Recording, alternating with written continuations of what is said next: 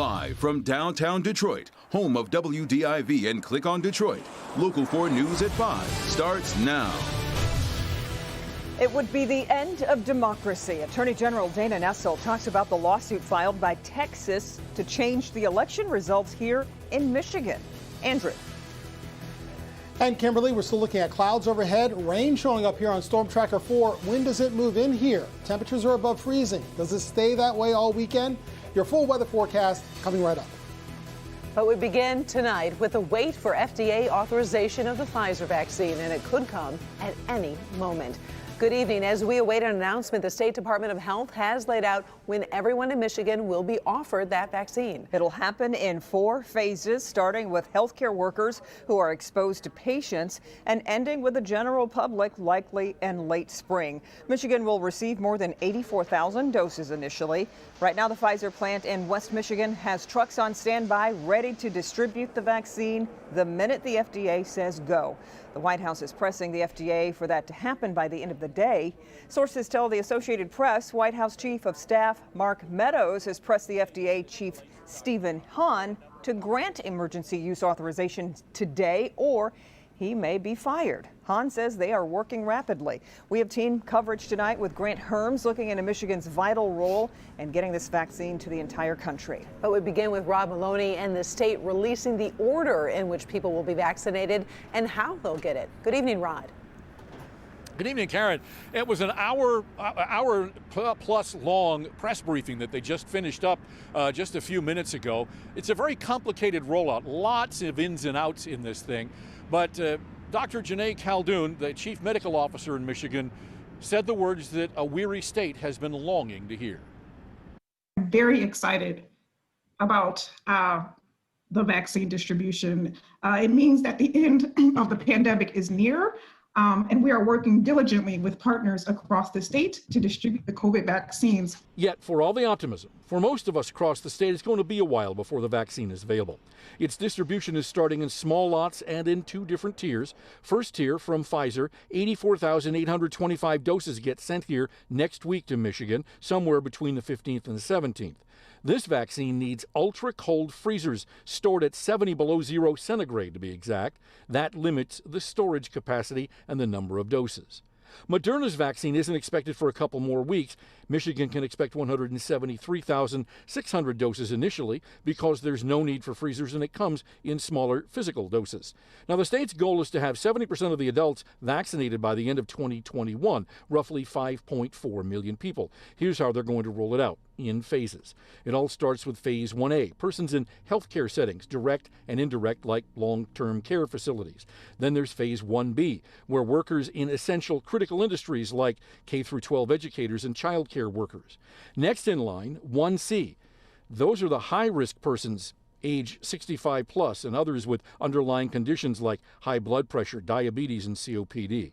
And then finally, phase 2 will be a massive vaccination campaign for the general public. It is our hope that we will be able to start offering the vaccine to the general public by late spring of 2021. Now, that was the simple explanation of all of this. There are many intricacies. The ins and outs in this are myriad. It took them a long time to explain it.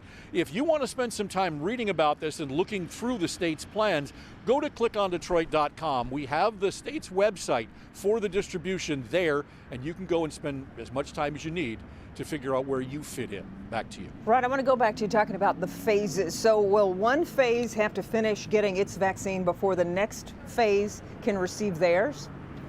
Well, the simple answer is no.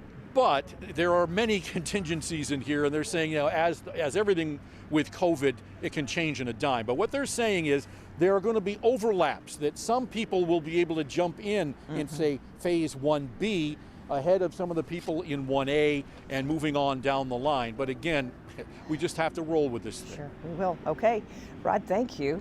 Meanwhile, Pfizer says it can ship nearly 3 million doses right away across the U.S., most coming from 2 plants in the Midwest. They'll be loaded onto trucks within hours at the plant in Portage, just outside of Kalamazoo, and a center in Pleasant Prairie, Wisconsin. Grant Herms is live with how this all works. Grant, Michigan's playing a very big role in this process.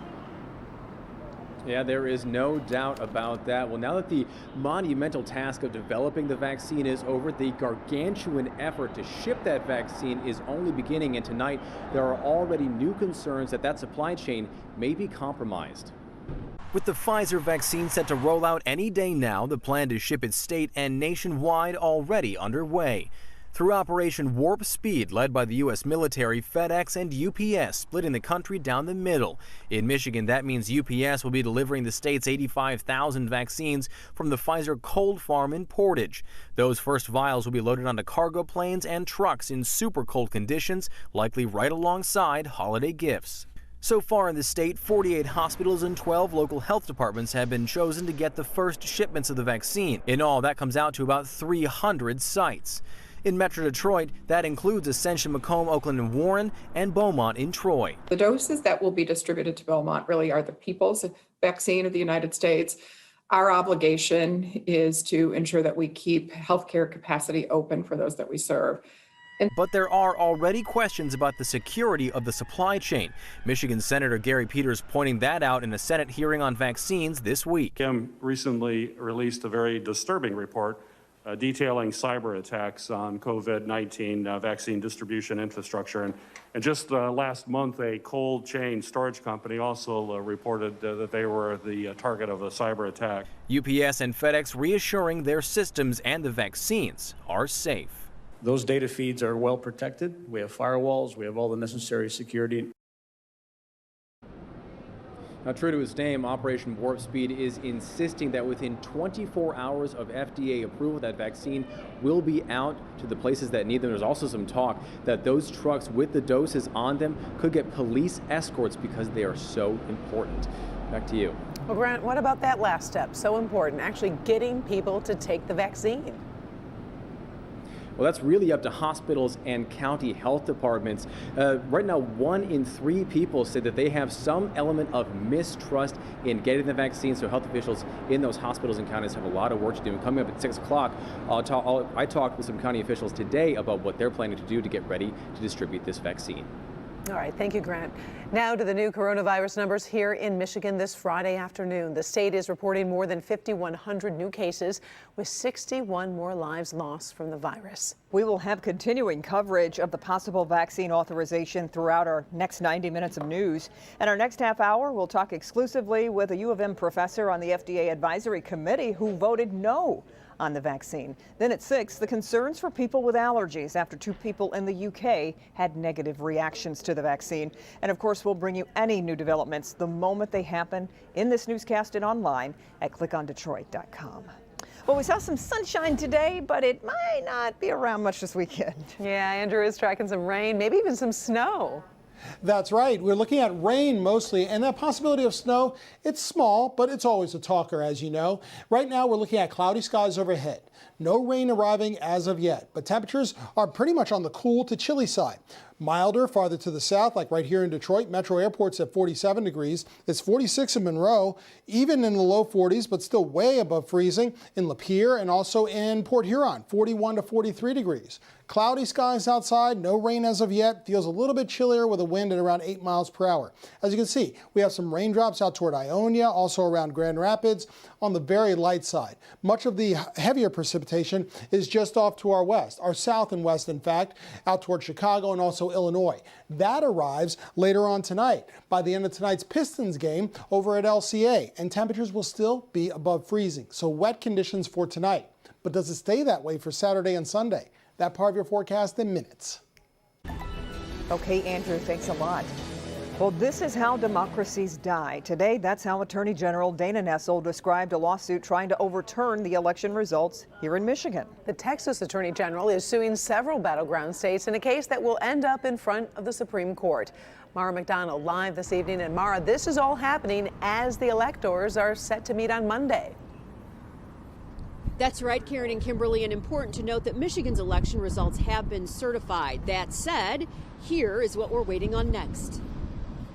Texas AG Ken Paxton is asking the Supreme Court to hear his case, which wants the election results in Michigan, Wisconsin, Pennsylvania, and Georgia to be thrown out, alleging claims about absentee voting expansion during a pandemic, claims which lower courts have not found merit in. I think the members of the United States Supreme Court recognize that were they to grant the relief that Texas is requesting, it would essentially mean the end of democracy in the United States of America. And that is not hyperbole. That is the undermining of 4 states in our country that constitute 39 million people. Legal experts who aren't involved in politics don't believe the High Court will hear the case, one describing it as the equivalent of a Hail Mary pass across 4 football fields. Despite that, here in Michigan, 4 GOP congressmen have signed on to the case. Bergman, Molinar, Hazanga, and Wahlberg, and 15 GOP state lawmakers. Nessel and her fellow attorneys general have all filed briefs with the High Court. And whether they are the state courts in all of these different swing states or the federal courts, each and every effort by the Trump campaign and their allies and supporters has been summarily dismissed. So I presume that the Supreme Court of the United States will do the same thing. Back here live as we wait to see what the Supreme Court of the United States is going to do with this.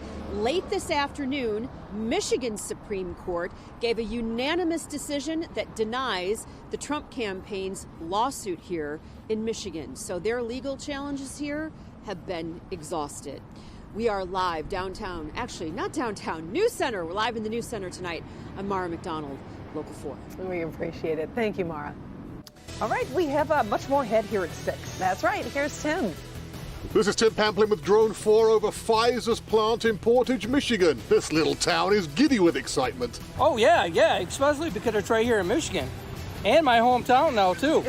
Yeah, this is great. The southwest Michigan town of Portage, holding the keys to the end of a pandemic. We'll take you there coming up. And we now know what happened to an Air National Guard pilot who crashed in the Upper Peninsula. Priya. Student athletes and concerned parents have a simple message for the governor: let kids play. And today they gathered in Lansing to make their point.